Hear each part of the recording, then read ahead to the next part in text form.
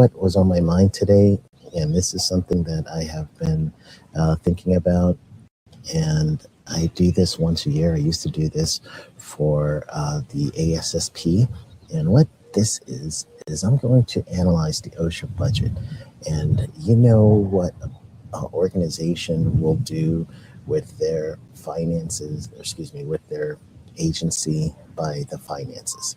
It's one of those things that it's a time trude. Just you'll know in any government entity what's important to them by where they spend their money, and you'll have to end up for the U.S. They're going to have what's called a congressional budget that is posted first, and then that gets approved. So what I'm going to do is I'm going to do kind of a live look at the budget, because I needed to do it anyway. So why not make an episode out of it, right? So let's see if I could get you guys to look this one up. And I do not have a link for you. So what I'm going to do right now is I'm going to go ahead and share my screen, and so you guys can see what I'm seeing. I'm also going to, let's see, I'm going to first figure out how to share, because I forget how to use this every time I'm using this program. It's been a while. So all right, so I'm going to share my screen. I'm only going to do an application this time.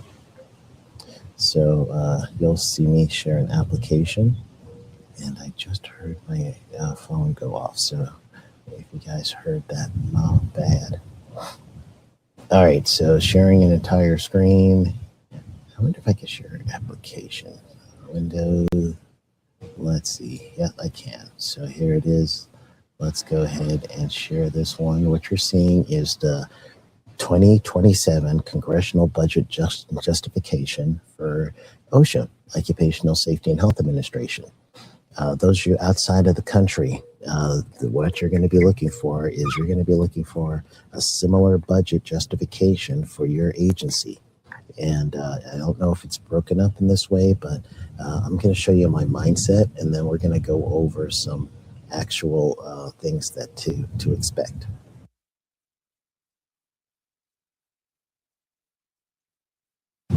All right, first is coffee. Glad I made some coffee. It's cold out here. Canada does not know it's almost June. Well, it is June. It's actually June 13th. But Canada doesn't know that. They still think it's winter. So let's go ahead. If you're looking this up, you're going to go ahead and type into your Google search box or whatever engine you use, FY, fiscal year 2027. CBJ is good enough. You don't have to do the whole congressional review, but just do CBJ and then OSHA. And whatever search engine you have is going to get you to it.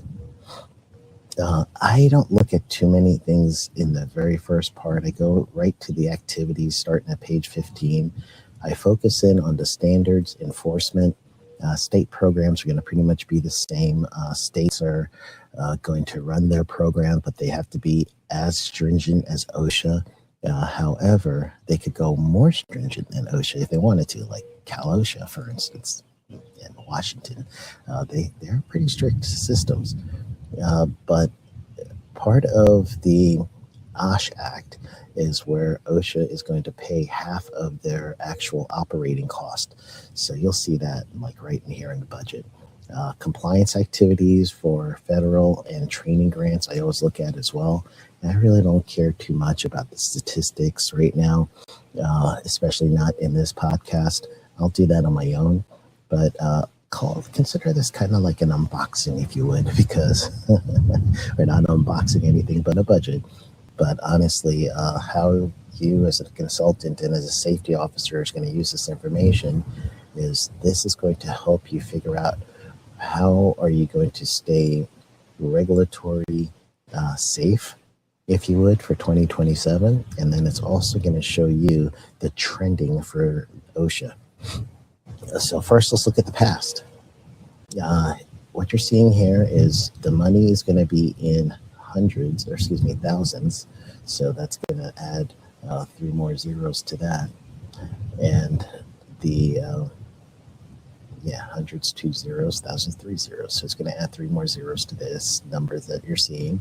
And I actually look at the FTEs more than I do the money.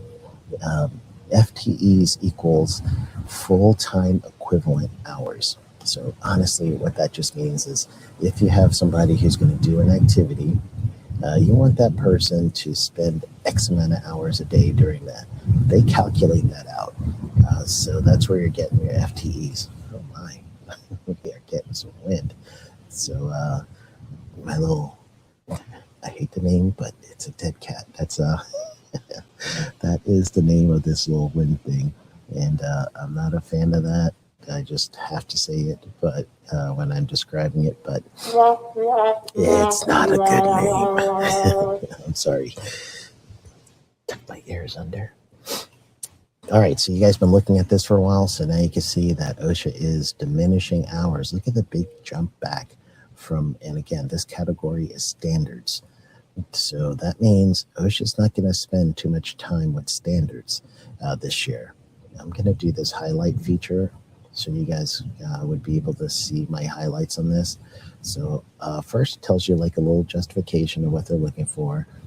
Over here, their deregulation. So right over here, additionally, OSHA has a robust agenda. I'll do that, don't want to go too far. Of activity to comply with President Trump's executive order on unleashing prosperity through deregulation. So again, deregulation equals, they're going from 72, and that's under Biden, to 44 FTEs. Does that mean that there won't be any standards written? No, that just means that it's going to look a little bit different. So the agency, I'm skipping ahead. I'm kind of like reading a little bit ahead. It says the agency identifies areas of new health standards are necessary to protect workers. So they're kind of going through the methodology, if you would. But what usually I go to is the second paragraph, because in that one, I'll tell you what the activity is going to end up being. And then there's also a section over here that gives a nice little summation of everything. So again, if you're doing this for yourself, you don't have to read every single word because it's going to get kind of cumbersome. So you could do a nice little glance over. It looks like what we're going to see here is they're going to do more guidance and for common sense, plain language, revision of some of the regulations. Get some crows visiting. So let's see. Going down to this part over here. Below, increase staff attrition. But OSHA's still hiring. And it looks like, scrolling down more, here's your performance portion of it. So again, we're into standards. Let's get a little bit bigger so you guys can see the fine print. Slide to the left, slide to the right. There we go. So now we're going to look at what the narrative is.